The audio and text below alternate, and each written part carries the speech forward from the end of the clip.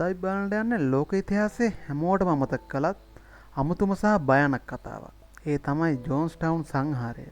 1978 වෙනි නවැම්බර් 18 වෙනිදා ගායනා රටක ගස් අතර තිබුණ ලෝකෙම්ම හොඳම සමානාත්මක ගමක් කියලා හිතපු තැනකින් මිනිස්සු ජීවිත 900කට වැඩි ගණනක් එක දවසකින් අතුරුදහන් වුණා.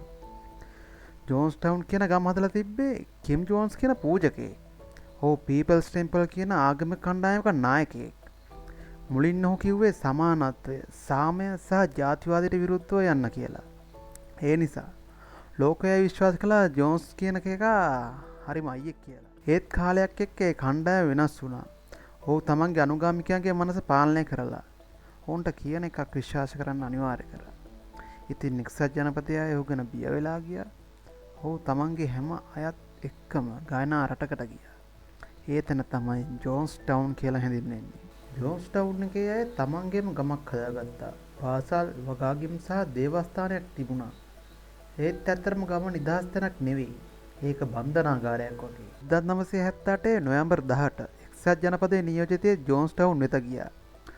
මිනිස්සුන්ට එතන නිදහස්ව පිටවිය හැකද කියලා බලන්න. ඔහු එතනින් යන්න ගිය විට ජෝන්ස් කියයි ඔහුට වෙඩි තැබුවා.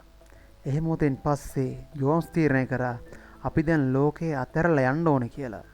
මේක රිවොලූෂනරි සූසයිඩ් එකක් කියලා සයිනට් කෝල් ලයිට් කියන විසපානය කරන්න කියලා අණ දුන්නා.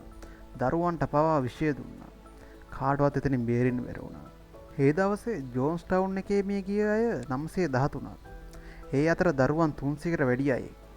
අදත් ජෝන්ස්ටවුන් කියන නම ලෝකෙට පාඩමක්. ඔයා හිතනවා ජෝන්ස්ටවුන් වගේ අයියේ අදත් ලෝකෙ ඉන්නවද? පල්ලෙන් කමෙන්ට් එකක් දාන්න.